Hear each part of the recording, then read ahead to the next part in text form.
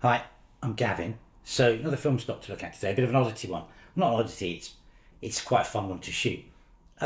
Basically, normally only shoot black and white in the winter. I don't know. I love colours a lot, so I like during summer when it's all nice and bright. I use colour film a lot. But this black and white film, you have to use in the summer because it's ridiculously low ISO. And so what is it? It's Kodak 2238. And what it is, it's a panchromatic separation film used in movie production back in the day. And what they would use it for was to create mattes, things like that, and archival for black and whites, I believe, as well. Basically, if you do an explosion with film, back in the day before we had computers, you'd have to create mattes, and you'd use these black and white films to make a matte. Mattes are black and white normally, and so they'd use this panchromatic 2238 to create those. Now, obviously, it's all computers, so they don't do that. But there's still some of this film around. So some enterprising people have got it. They roll it and they put it out there for us to use in 35mm. Now, I think it's normally got an ISO of 6, but you get great results at 25. Yeah, so it's quite slow. Now, I got first introduced to it a few years back. We did a project with it with some other people on one of the Facebook groups I'm a member of, and we did the Kodak 2238 project where we all had a couple of rolls of this stuff and we shot it, and then we all contributed to this like zine thing, and they had it printed. We've got sent a copy. It's really cool. There's some stuff from all over the world in here, and there's some great photos. Well, obviously one of mine's in there as well. Anyway, so I'm gonna show you just some photos I took with it. I mean, I made it incredibly hard for myself with this because I was trying to do this whole thing with the Minolta 9, but I shot this a while back, and I actually put it in an Olympus M1 camera, which is the lowest ISO setting the camera goes to is 25, and then went and shot it. However, I'm quite happy with the results out of it. It's a really interesting film. It's like really deep blacks, pure whites. You haven't got huge amounts of sort of like range in there, but it does give you some really interesting results. You can buy it. I'll put a link below. Northern Film stock it as movie 25, and it's good fun, especially when the weather's really hot and sunny. When it's sunny, obviously because you need a lot of light to play with it. Anyway, let's look at some photographs for you.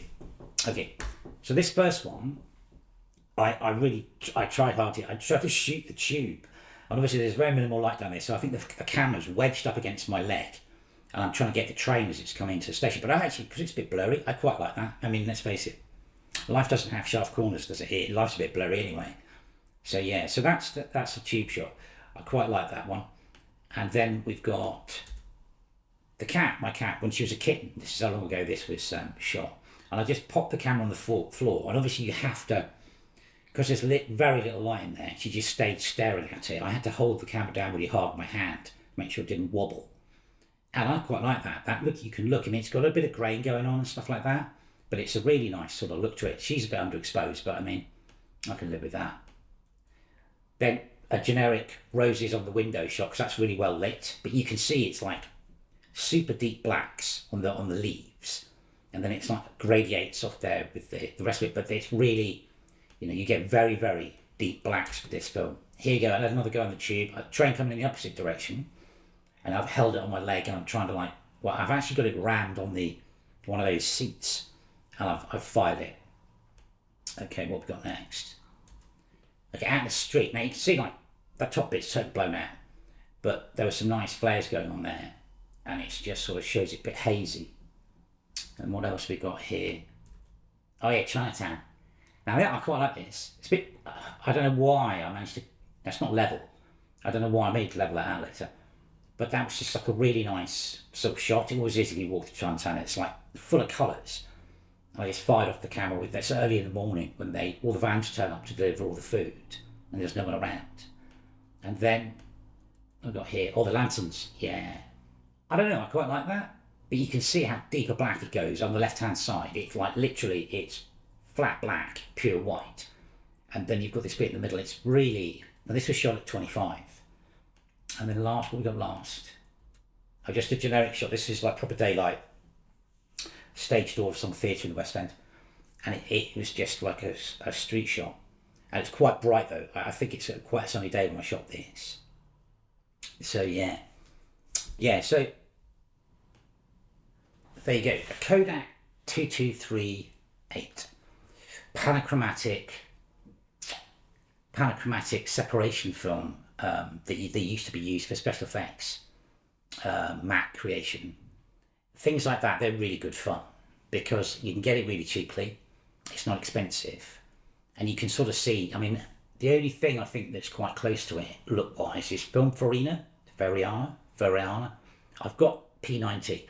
That's obviously slightly better on the ISO, but I mean, I think it's like if you're looking for sort of like a really contrasty, deep blacks and whites, and you've got bright sunshine to do this in, this is just a great film to play with. I mean, I'll look at Kodak XX at another point because that's another belter. But no, it's a really good thing. And the project we did, I mean, some of the photos in here came from around the world were just amazing. What people had shot with this stuff.